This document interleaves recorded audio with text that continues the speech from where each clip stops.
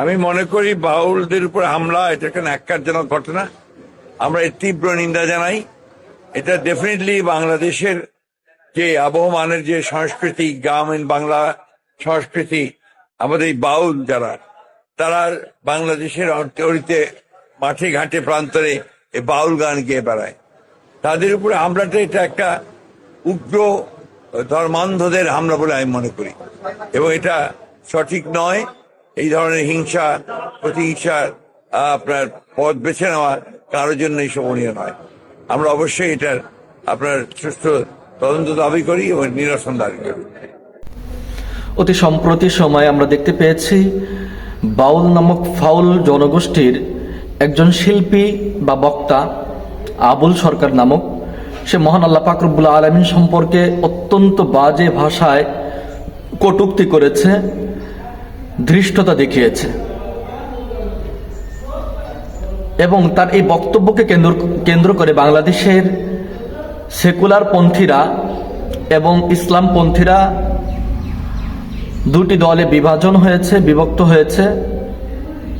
ইসলামপন্থীরা বাউল সরকার অর্থাৎ বাউল শিল্পী আবুল সরকারের শাস্তির দাবি জানিয়েছে এবং আন্দোলনে নেমেছে। ঠিক তার বিপরীতে সেকুলার পন্থীরা আবুল সরকারের পক্ষাবলম্বন করেছেন। তার মধ্যে অন্যতম বিএনপির মহাসচিব মির্জা ফখরুল ইসলাম আলমগীর, এবং এনসিপিরও বক্তব্য কিছুটা এমনই ছিল আবুল সরকারের পক্ষে। কিন্তু পরবর্তীতে তৌহিদি জনতা এবং দেশের মানুষের প্রেসারের মুখে পড়ে তারা তাদের অবস্থান কিছুটা নত স্বীকার করেছে, যদিও এখনো ক্লিয়ারলি তারা বলেনি।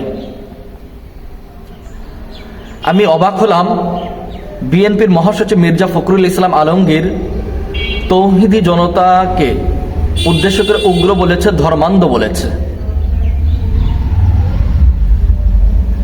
অত্যন্ত আশ্চর্যের বিষয়। আমি বিএনপির মহাসচিব মির্জা ফখরুল ইসলাম আলমগীরকে বলতে চাই, আপনি বাক স্বাধীনতার নামে আবুল সরকার যেটা করেছে সেটার পক্ষাবলম্বন করেছেন এবং তার বিরোধিতাকারীদেরকে আপনি ধর্মান্ধ বলেছেন, উগ্র বলেছেন। আমি বলতে চাই, আজকে যদি কেউ বাক স্বাধীনতার নামে রাষ্ট্রপতি জিয়াউর রহমান এবং বেগম খালেদা জিয়ার বিরুদ্ধে কটূক্তি করে, অশালীন বক্তব্য দেয়, তার বিরুদ্ধে কি আপনারা অবস্থান নেবেন না? তার বিরুদ্ধে আন্দোলনের ডাক দেবেন না? আর যদি আপনারা আন্দোলনের ডাক দেন, তাহলে আপনারা কি দলান্ধ হবেন বা আপনাদেরকে কি উগ্র বলার কোনো সুযোগ রয়েছে? আমি আশা করব অতি সত্বর বিএনপির মহাসচিব মির্জা ফখরুল ইসলাম আলমগীর তার বক্তব্য প্রত্যাহার করবে এবং বাংলাদেশের 90% মুসলমান তৌহিদি জনতার পক্ষাবলম্বন করবে। আবুল সরকারের এই বক্তব্য পুরো বাংলাদেশের 90% তৌহিদি জনতার হৃদয়ে আঘাত লেগেছে। আমি সরকারকে আহ্বান জানাবো, অতি সত্বর আবুল সরকারের শাস্তি নিশ্চিত করুন। মহান আল্লাহ পাক রব্বুল আলামিনের শানে বেয়াদবির ফলে তার বাংলাদেশের আইন অনুযায়ী সর্বোচ্চ শাস্তি মৃত্যুদণ্ড হওয়া উচিত। আরেকটি বিষয়, এনসিপি। আমি বুঝি না এই দলটি সেকুলার, ডানপন্থী নাকি বামপন্থী, তাদের অবস্থান কি, ধর্ম সম্পর্কে তাদের বক্তব্য কি? এই এনসিপির একজন সংগঠক, মুফতি সাহেব, কি যেন নাম মনে পড়ছে না, উনি ইনসাফ 24 একটি সাক্ষাৎকার দিয়েছে। সেখানে তাকে প্রশ্ন করা হয়েছে যে আপনি এনসিপির সদস্য হিসেবে বা আপনারা এনসিপি কি মনে করেন, আবুল সরকারের এই অবস্থান সম্পর্কে আপনার বক্তব্য কি? তিনি বললেন যে আমরা বিশ্বাস করি আল্লাহ এবং আল্লাহর রসুল সম্পর্কে যারা বাজে ভাষায় কটূক্তি করবে তাদের শাস্তি হওয়া উচিত, এবং সেই সাথে যারা বাউলদের উপর আক্রমণ করেছে তাদেরও শাস্তি হওয়া উচিত। গুড, ভালো। কিন্তু তিনি এই কথা বলতে গিয়ে অনেকটি ঘুরিয়ে পিছিয়ে মির্জা ফখরুল ইসলাম আলমগীরের বক্তব্যকে সমর্থন করেছেন,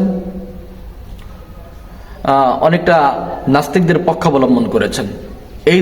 এই ধরনের মুফতি সাহেবদেরকে ধিক্কার জানাই, যারা ইসলামের সরাসরি পক্ষ অবলম্বন করতে পারে না, শুধুমাত্র দলের জন্য, ক্ষমতার লোভে। তার পরিপ্রেক্ষিতে জুলাই সুপার হিরো ইয়ামিন, যার একটি হাত জুলাইয়ে শহীদ হয়েছে, সে সুস্পষ্ট বক্তব্য দিয়েছে। সে বলেছে, আমি এনসিপিকে বয়কট করলাম। যে এনসিপি আল্লাহ এবং আল্লাহ রসুলের সরাসরি পক্ষ অবলম্বন করতে পারে না, তারা ঘুরিয়ে পেঁচিয়ে ইসলামের বিরোধিতা করে, আমি এমন এনসিপিকে বয়কট করলাম। আমি বলবো, এনসিপির সঙ্গে যেই সমস্ত ওলামায়ে কেরাম রাজনীতি করছেন, আপনাদের সৎ সাহসী হওয়া উচিত এবং আপনাদেরকে এই ব্যাপারে কঠোর হতে হবে। আপনাদের দায়িত্বশীল যারা রয়েছে, এনসিপির নেতৃবৃন্দদেরকে বাধ্য করতে হবে ইসলামের সুস্পষ্ট পক্ষ অবলম্বন করার জন্য।